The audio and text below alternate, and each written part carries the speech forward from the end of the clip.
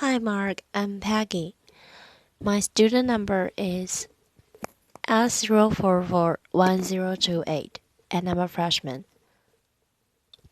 Sunitha Krishnan. The fight against sex slavery.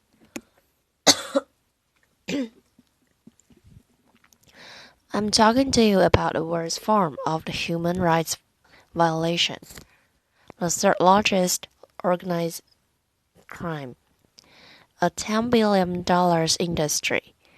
I'm talking to you about modern day slavery. I'd like to tell you the story of these three children, Pranitha,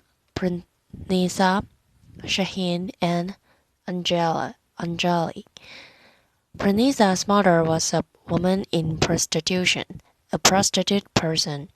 She got infected with HIV, and towards the end of her life, when she was in the final stages of AIDS, she could not prostitute, so she sold her 4-year-old Pranitha to a broker.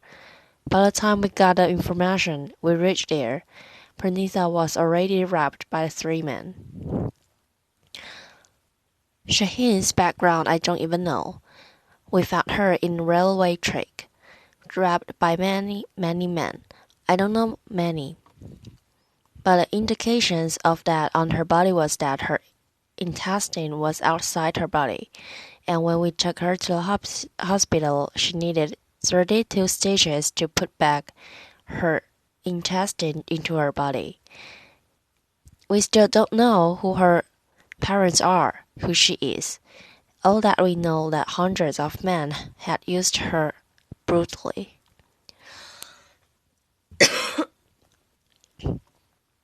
Anjali's father, a drunkard, sold his child for pornography. You are seeing here images of 3 years, 4-year-olds, and 5-year-old children who have been trafficked for commercial sexual exploitation. In this country and across the globe, hundreds of and thousands of children, as young as 3, as young as 4, are sold into sexual slavery. But that's not the only purpose that human beings are sold for. They are sold in the name of adoption. They are sold in the name of organ trade. They are sold in the name of forced labor, camel jockeying, anything, everything. I work on the issue of commercial sexual exploitation, and I tell you stories from there. My own journey to work with these children started as a teenager. I was 15 when I was gang raped by 8 men. I don't remember the rap part of it so much as the anger part of it. Yes, there were 8 men who defiled me, raped me, but it didn't go into my consciousness.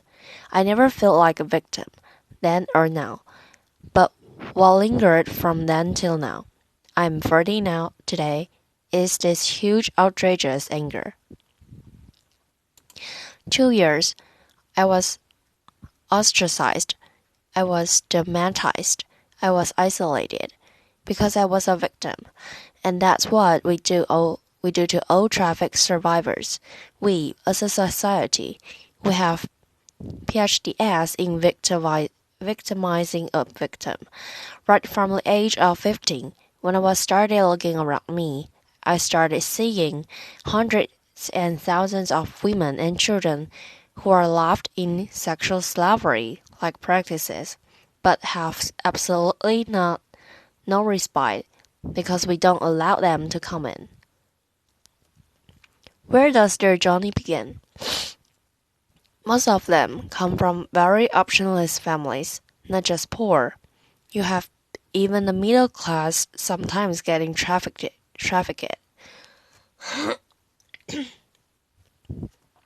I had this IS, officer's daughter, who is 14 years old, studying in 19th standard,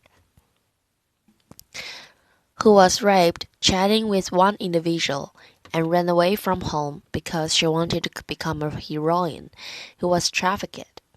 I have hundreds and thousands of stories of very, very well-to-do families and children from well-to-do families who are getting trafficked. These people are deceived, forced. 99.9% of them resist being inducted into prostitution. Some pay the price for it. They are killed. We don't even hear about them. They are voiceless, unclear, nameless people. But the rest, who succumb into it, go through everyday torture, because the men who come to them are not men who want to make you your girlfriends or who want to have a family with you. These are men who bite you for an hour, for a day, and use you, throw you.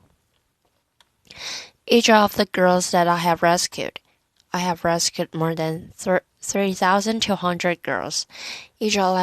Each of them tell me one story in common. One story about one man, at last, putting chili powder in her vagina. One man taking a cigarette and burning her. One man whipping her. We are living among those men. There are our brothers, fathers, uncles, cousins all around us, and we are silent about them. We think it is easy money. We think it is shortcut. We think the person likes to do what she's doing, but the extra bonus that she gets in various infections, sexually transmitted infections, HIV, AIDS, syphilis, gonorrhea, you name it, substance abuse, drugs, everything under the sun. And one day she gives up on you and me because we have no options for her. And therefore she starts normalizing this exploitation. She believes, yes, this is it. This is what my destiny is about. And this is normal to get raped by 100 men a day. And it's abnormal to live in a shelter. It's abnormal to get rehabilitated.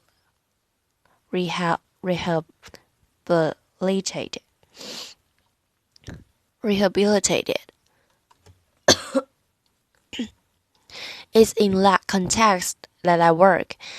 It's in the context that I rescue children.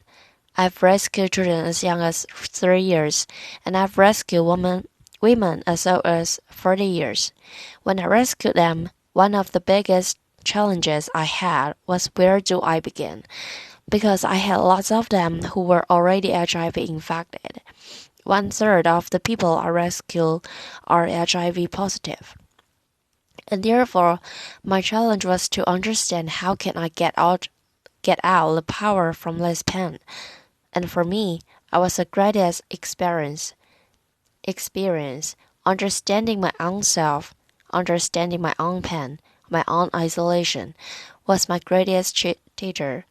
Because what we did with these girls is to understand their potential. You see a girl here who is trained as a welder. She works for a very big company, a workshop in Hyderabad, making furnitures. She earns around 12,000 rupees. She is an illiterate girl, trained, skilled as a welder. Why welding and why not computers? We failed. One of the things that these girls had is immense amount of courage. They did not have any parrots inside their body, hijabs inside themselves. They've crossed the barrier of it, and therefore they could fight in the male-dominated world very easily and not feel very shy about it. We have trained girls as carpenters, as masons, as security guards, as cab drivers, and each one of them are excelling in their chosen field, gaining confidence, restoring dignity, and building hopes in their own lives. These girls are also working in the big construction companies like Ram King Construction as masons, full-time masons. What has been my challenge? My challenge has not been the traffickers who beat me up. I've been beaten up more than 14 times in my life. I can't hear from my right ear. I've lost a staff of mine who was murdered while on the rescue. My biggest challenge is society.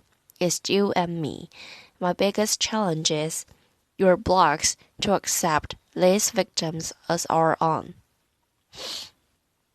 A very supportive friend of mine, a well-wisher of mine, used to give me every month 2,000 rupees for vegetables. When her mother fell sick, she said, Sunitha, you have so much of contacts. Can you get somebody in my house to work so that she can look after my mother? And there is a long pause, and then she says, not one of our girls. It's very fashionable to talk about human trafficking. In this fantastic AC hall, it's very nice for discourse, making films and everything.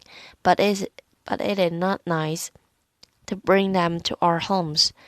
It's not nice to give them employment in our factories, our companies. It's not nice for our children to study with their children. There it ends. That's my biggest challenge. If I'm here today, I'm here not only as Sunitha Krishna. I'm here as a voice of the victims and survivors of human trafficking. They need your compassion. They need your empathy. They need, much more than anything else, your acceptance. Many times when I talk to people, I keep telling them on one thing. Don't tell me 100 ways how you cannot respond to this problem. Can you apply your mind for that one way that you can respond to the problem? And that's what I'm here for. Asking for your support, demanding for your support, requesting for your support. Can you break your culture of silence? Can you speak at least 2 persons about this story? Tell me this story. Convince them to tell a story to another 2 persons.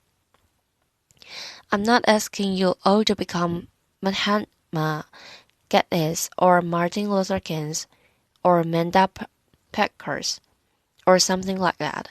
I'm asking you, in your limited world, can you open your minds? Can you open your hearts?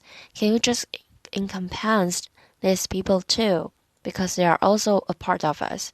They are also part of this world. I'm asking you, for these children whose faces you see, there are no more. They died of AIDS this year. I'm asking you to help them, accept as human beings, not as philanthropy, not as charity, but as human beings who deserve all our support. I'm asking you this because no child, no human being deserves what these children have gone through. Thank you.